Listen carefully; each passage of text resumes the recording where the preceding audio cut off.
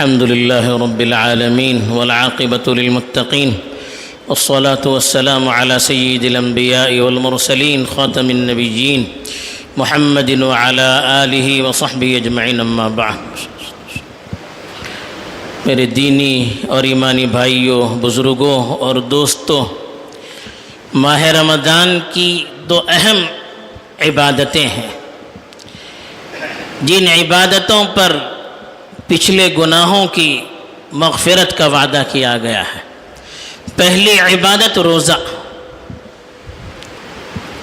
جو روزہ ہم سب رمضان کے مہینے میں رکھتے ہیں، اس روزے پر بھی اللہ کے رسول صلی اللہ علیہ وسلم نے فرمایا کہ من صام رمضان ایمانا واحتسابا غفر له ما تقدم من ذنبه، کہ جو رمضان کے روزے ایمان کی حالت میں اور اللہ سے ثواب کی امید سے رکھتا ہے تو اس کے پچھلے گناہ بخش دیے جاتے ہیں۔ دوسری جو عبادت ہے رات کی نمازیں، قیام اللیل، جسے ہم لوگ تراویح بھی کہتے ہیں، اس کے بارے میں بھی رسول اللہ صلی اللہ علیہ وسلم نے فرمایا کہ من قام رمضان ایمانا واحتسابا غفر له ما تقدم من ذنبه،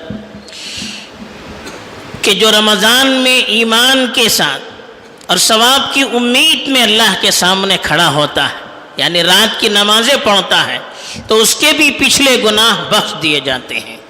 تو یہ دونوں عبادتیں رمضان کی لازم ملزوم ہیں۔ جیسے روزے کی اہمیت ہے، ویسے رات کی نمازوں کی بھی اہمیت ہے۔ ویسے رات کی نمازیں تو سال بھر مطلوب ہے۔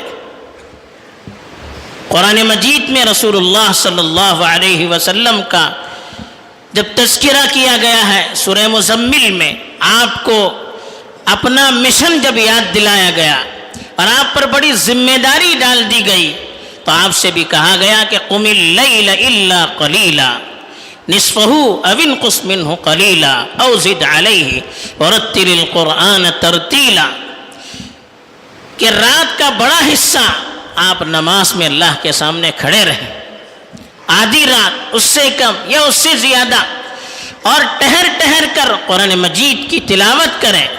کیوں؟ ان ناشئۃ اللیل ہی اشد وطئا، کہا کہ رات کا اللہ کے سامنے رات میں کھڑے ہونا یہ نفس کو کچلنے کے لیے زیادہ مفید ہے۔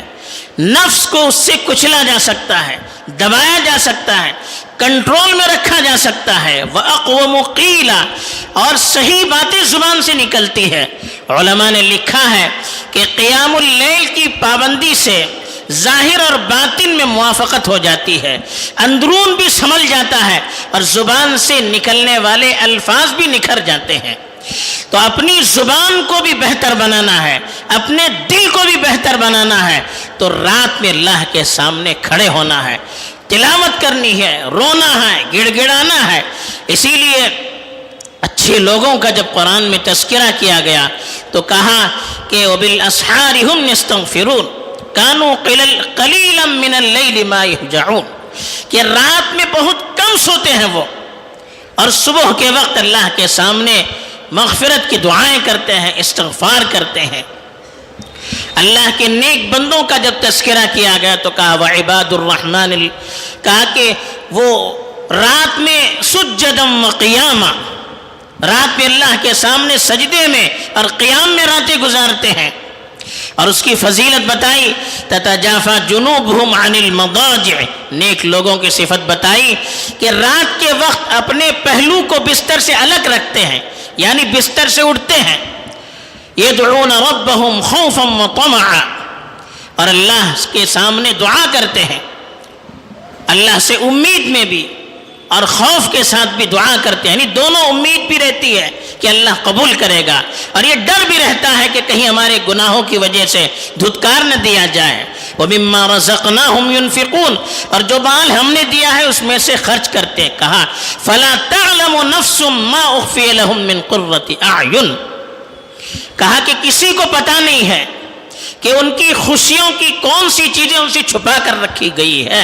یعنی قیامت کے دن ایسے لوگوں کو کیسا اجر ملنے والا ہے کسی کو پتہ نہیں ہے، جو لوگ رات کو اٹھ کر اللہ کے سامنے کھڑے ہوتے ہیں، روتے ہیں، گڑ گڑاتے ہیں، دعائیں کرتے ہیں، مناجات کرتے ہیں. وجہ کیا ہے؟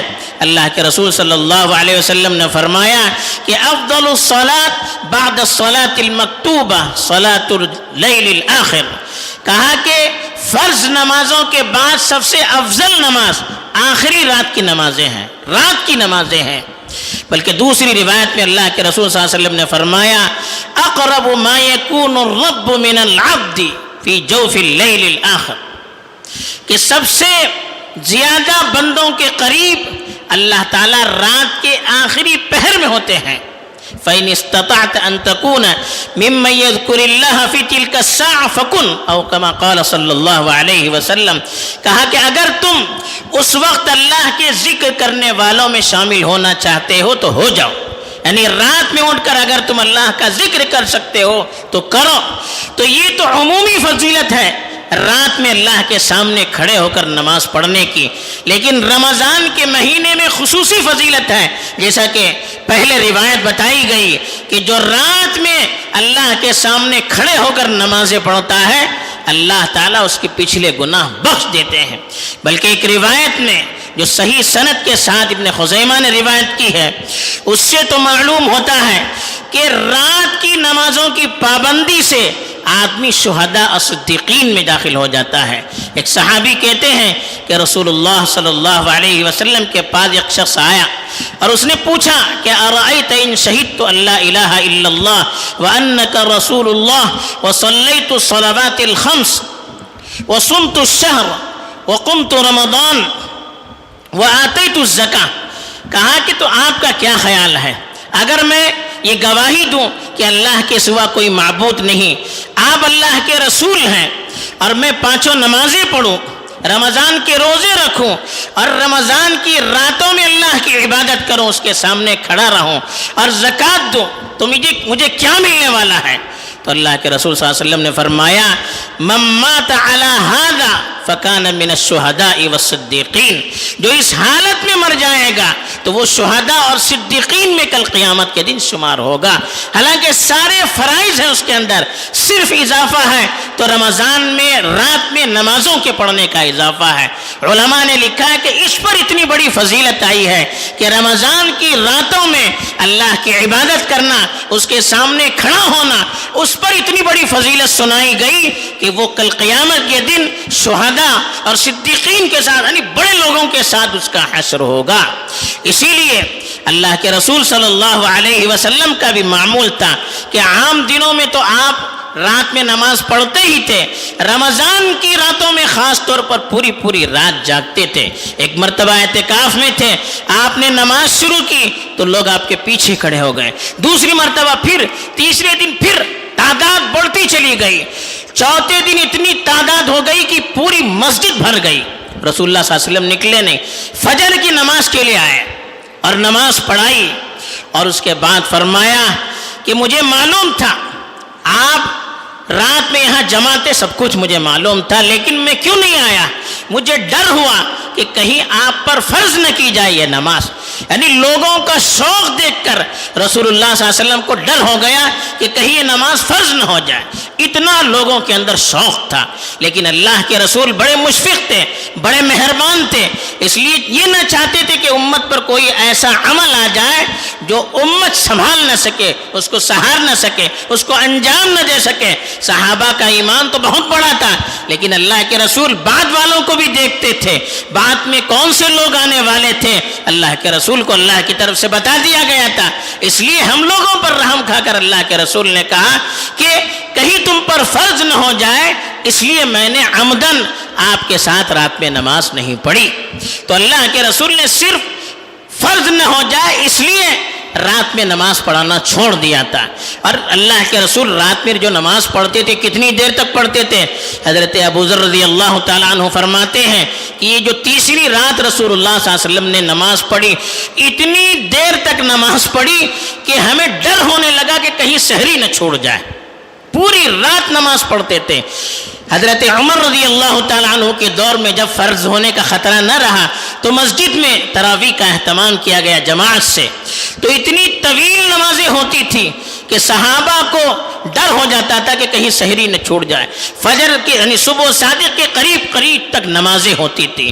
حضرت ابوبکر کے فرزند حضرت عبداللہ فرماتے ہیں کہ حضرت ابوبکر کہا کرتے تھے کہ ہم لوگ اللہ کے رسول کے زمانے کی شاید بات کی ہوگی انہوں نے کہ ہم لوگ قیام اللیل پڑھ کر آتے تھے اور اپنے خادموں سے کہتے تھے کہ جلدی جلدی سحری لگاؤ، جلدی سحری لگاؤ، کہیں صبح صادق نہ ہو جائے۔ یعنی پوری رات صحابہ کا معمول تھا کہ وہ اللہ کے سامنے نماز پڑھتے تھے، روتے تھے، مناجات کرتے تھے، اس لیے کہ نماز پڑھنے سے اللہ سے تعلق قریب ہوتا ہے۔ بار بار اللہ کے سامنے جھکے گا تو دل بھی اللہ کے سامنے جھکنے لگے گا، اللہ سے تعلق مضبوط ہوگا تو ایمان بھی مضبوط ہوگا، اور پھر ذوق حاصل ہوتا ہے، لذت حاصل ہوتی ہے۔ آخری پہر میں اللہ کی خصوصی رحمتیں نازل ہوتی ہے، دعائیں مقبول ہوتی ہے، فرشتے رات کی نمازوں میں جو تلاوت کی جاتی ہے اس کو سنتے ہیں تو اس سے برکتیں نازل ہوتی ہیں۔ اتنے سارے فضائل رات میں نماز پڑھنے کے ہیں، خاص طور پر رمضان میں قیام اللیل اور تراویح کی اتنی زیادہ فضیلت آئی ہے، تو ہمیں اس کا خصوصی اہتمام کرنا چاہیے۔ لیکن افسوس ہوتا ہے کہ ہم لوگ روزے کا تو الحمدللہ اہتمام کرتے ہیں لیکن رات میں نمازوں کا اہتمام نہیں پڑھتے ہیں۔ تراویح پڑھتے ہیں تو ایسا لگتا ہے جیسے بوجھ ہے جو سر پر اس کو اتارا جا رہا ہے۔ کوشش یہ کی جاتی ہے جہاں جلدی تراویح ختم ہو وہاں پہنچ جائے، یا جتنی کم رکعتیں پڑھ سکتے ہیں اتنی کم رکعتیں پڑھیں۔ اور جب آخری عشرہ آتا ہے جو رحمتوں کی بارش کا عشرہ ہوتا ہے تو ہم بازاروں میں جا کر رات کا وقت ضائع کر دیتے ہیں۔ کتنی بری بات ہے، کتنی بیوقوفی کی بات ہے کہ اللہ کی طرف سے رحمتیں نازل ہو اور ہم اپنا وقت بازاروں میں ضائع کریں۔ تو رات کا یہ جو وقت قیمتی ہے، ہم کوشش کریں کہ جتنا زیادہ ہم اللہ کے سامنے کھڑے ہو سکتے ہیں اتنا زیادہ ہم اللہ کے سامنے کھڑے ہو جائیں۔